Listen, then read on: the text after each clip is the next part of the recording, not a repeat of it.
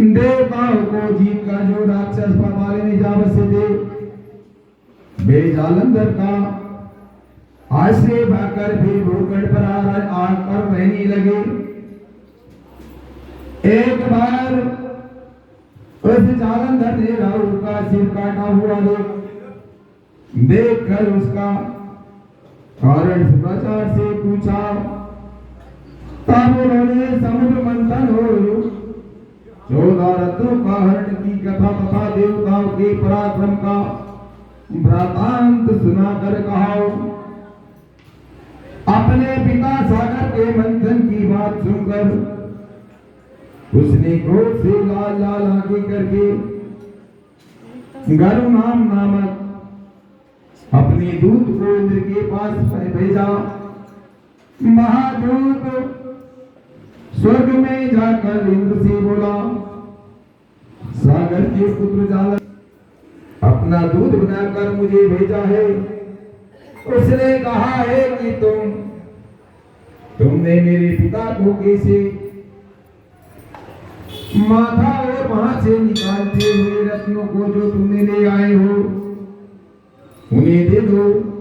इस प्रकार दूत का वचन सुनकर विस्मत होकर भय और रोध से इंद्र रसमर्द से कहने लगा, हे दूत, हमने सागर का मंथन इसलिए किया था कि पहले मेरे से डरे हुए पर्वतों को सागरों ने अपनी कुची में छिपा लिए थे और बहुत से रेतों ने उनसे रक्षा की थी, इसलिए उनके रत्न हर लिए हैं।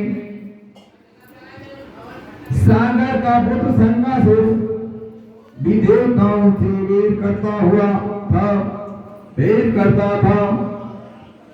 महावीर समुद्र के भीतर छिप गया, उसको मेरे बेटे किया और तुम भी जाओ और समुद्र के मंथने का कारण जालंधर से कहो।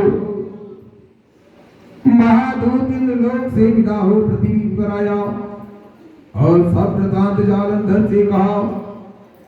दैत्य क्रोध से भुसकता हुआ देवता को जीतने का विचार से चारों दिशाओं तथा पाताल से करोड़ों दैत्य सोमन संवादी देश सेनाओं के साथ लेकर स्वर्ग में जाकर नंदन बने अधिकार कर लिया। शस्त्रों के सहित अमरावती से बाहर निकले और तब वहां गौर युद्ध हुआ। मूसल परित बाण गदा बर्छी फरसा आदि शस्त्रों से वे एक दूसरे को मारने लगे। दोनों तरफ से हाथी घोड़ा सवार आदि मारने से वहां रुद्र धारा बहने लगी। युद्ध में जितने भी देव मारे उन सबको शुक्राचार्य ने मृत संजीवनी जल वर्षा का जीवन दिया। उधर बृहस्पति जी ने भी मरे हुए सब देवताओं को अपने मंत्र बल से जीवित कर दिया। युद्ध में मारे गए देवताओं को पुनः जीवित देख जालंधर शुक्राचार्य से कहने लगा, मरे हुए देवता फिर से कैसे जी उठे? उनकी यह मत संजीवनी विद्या तो किसी जगह सुनी ही नहीं है। शुक्राचार्य बोले, बृहस्पति द्रोणाचल में दिव्य औषधि मंगाकर इन देवताओं को जीवन दिया है, इसलिए तुम द्रोणाचल के ही चले जाओ, द्रोणाचल ही भर लाओ। नारद जी बोले, सुनकर द्रोणागिरी से को जाकर समुद्र में फेंक दिया। फिर संग्राम आ गया।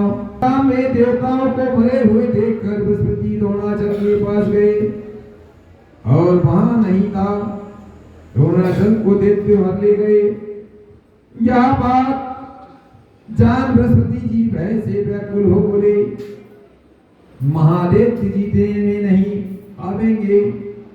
यहाँ इंद्र ने जो कुछ किया था उसे याद करो। बृहस्पति की यह बात सब सुनकर देवता दसों दिशाओं में भाग गए सागर के पुत्र जालंधर ने देवताओं को भागते हुए देखा तो शंकावेरी का शब्द करते हुए यमरावती ने प्रवेश किया। अब इंद्र आदि देवताओं ने उससे पीड़ित होकर सुमेरु की कांधा भरने लगे। देवताओं को जीव का जालंधर वहां राज करने लगा।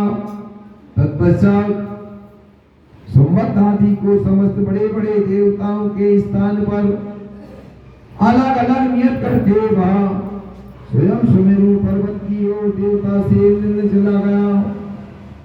कथा का 10वां अध्याय समाप्त। हेलो श्री कृष्ण।